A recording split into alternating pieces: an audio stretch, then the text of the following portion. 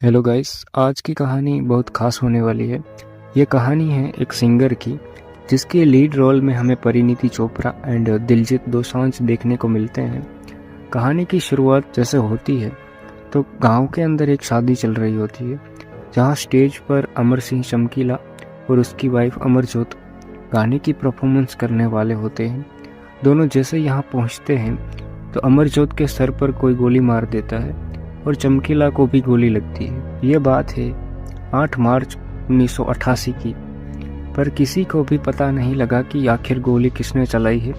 उसके बाद इन दोनों की डेड बॉडी को उसके दोस्त उठाकर अपने घर ले जाते हैं। चमकीला एक बहुत बड़ा सिंगर था, जहां सब लोग उनकी मौत का मातम मना रहे थे। अभी हम चमकीला के खास दोस्त टिक्की को देखते हैं। टिक्की कहता है कि आखिर मैंने ही उसे इतना बड़ा सिंगर बनाया है, मैं ना होता तो वो आज भी शराब का धंधा कर रहा होता। उसके बाद हम कहानी को भूतकाल में देखते हैं, जहां एक दिन चमकीला टिक्की के पास आता है।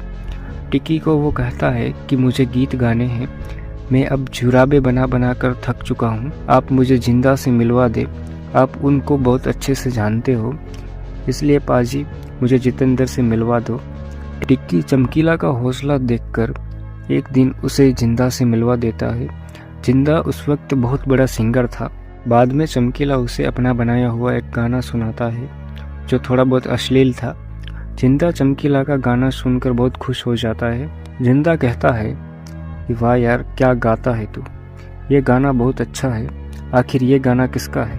तब चमकीला कहता है कि ये गाना तो जी मैंने लिखा है। तब जिंदा उसे अपने पास काम करने के लिए रख लेता है। कुछ दिनों बाद एक जगह पर लोग अखाड़े करने के लिए इकट्ठा हुए थे। ये सब लोग जिंदा की राह देख रहे थे। असल में ये प्रोग्राम उसका था, जबकि उस वक्त जिंदा बहुत बड़ा सिंगर हुआ करता था। पर जिंदा यहाँ पर नहीं आता और लोग चिल्लाए जा रहे थे। तब चमकीला का दोस्त टिक्की कहता है कि अब इसे ही भेज दो, कुछ टाइम ये अखाड़े को चला लेगा। चमकीला सोनिया नामक सिंगर को गाने की लिरिक्स देता है और दोनों स्टेज पर परफॉर्मेंस देते हैं। तभी थोड़े समय बाद जिंदा यहाँ पहुँचता है, पर लोग चमकीला का गाना सुनकर इतने दीवाने हो गए थे कि वो चमकीला को ही सुनना चाहते थे।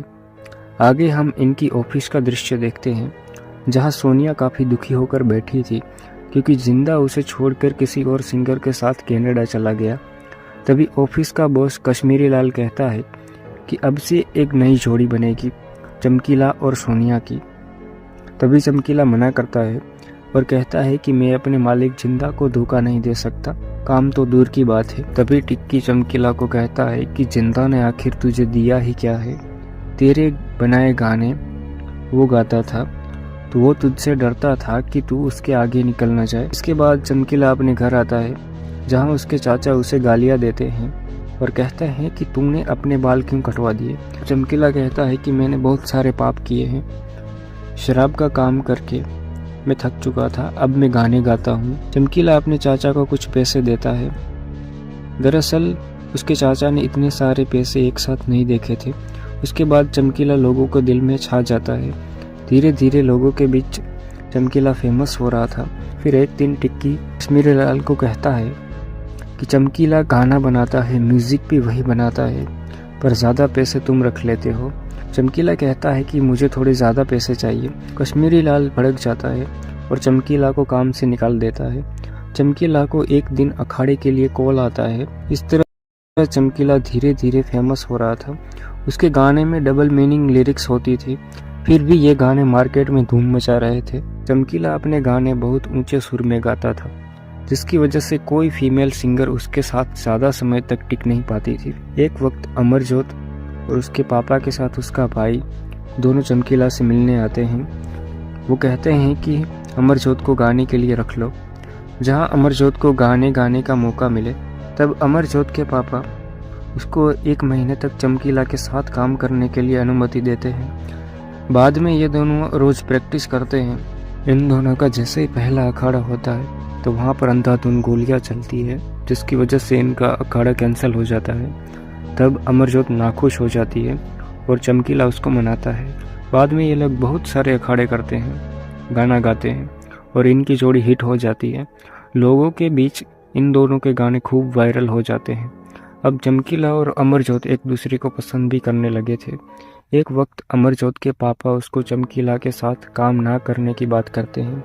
वो कहते हैं कि काफ़ी समय हो गया इसको चमकीला के साथ काम करते हुए, अगर इन दोनों के बीच कुछ भी हो गया तो हम तो डूब जाएंगे।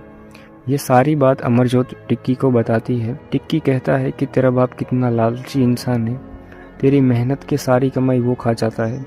अभी तो हमारी कामयाबी की शुरुआत हुई है, अभी तो हमें और भी आगे जाना है। तब अमरजोत कहती है कि इसका अब एक ही रास्ता है कि तू चमकीला को बोल वो मेरे से शादी कर ले। टिक्की ये बात चमकीला को बताता है और ये दोनों शादी कर लेते हैं भाग के। कुछ दिनों बाद टिक्की को पता चलता है कि चमकीला तो पहले से ही शादीशुदा है। तब टिक्की बोलता है कि तूने मुझसे ये बात क्यों छुपाई, तेरी शादी पहले से ही गुरमेल के साथ हो गई थी। अगले दिन पंचायत बैठती है। तब चमकीला कहता है कि पहले मैंने दूसरी शादी की, पर मैं गुरमेल को हर महीने 5,000 रुपये दूंगा, एक ऑस्ट्रेलियन गाय भी दूंगा। इसके बाद हम अमरजोत को देखते हैं जो चमकीला के ऊपर बहुत गुस्सा थे। तब चमकीला कहता है कि मैंने अगर तुमको सच बताया होता तो क्या हमारी शादी होती। मैं बहुत छोटी जगह से उठ के आया हूँ, अब उसी गांव में वापस नहीं जाना चाहता। धीरे धीरे इनका मामला सेट हो जाता है।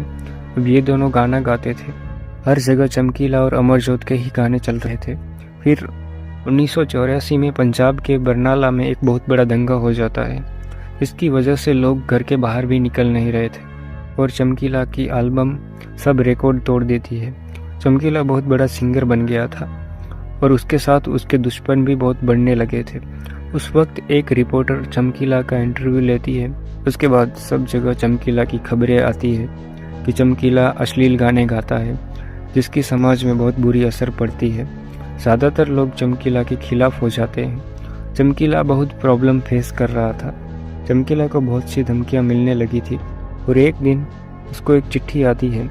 इसमें लिखा था कि अश्लील गाने गाना बंद कर दे चमकीले, वरना मारा जाएगा। तब चमकीला अश्लील गाने गाना छोड़ देता है, पर लोग अखाड़े में वही गाने की मांग करते हैं, जिसकी वजह से फिर से वो वही गाना चालू कर देता है।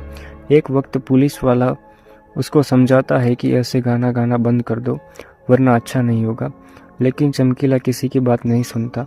वो बड़े बड़े शो करता है। एक वक्त चमकीला का एक अखाड़ा होता है जहाँ पर ये दोनों जैसे ही पहुँचते हैं तो इनके ऊपर गोलियाँ चलती है। तब चमकीला और अमरजोत की मौत हो जाती है। लोग इन दोनों के लिए सड़कों पर उतर आए थे न्याय मांगने के लिए, पर चमकीला और अमरजोत को किसने मारा जिसका पता आज तक नहीं चला। इसी के साथ हमारी कहानी यहीं पे ख़त्म होती है।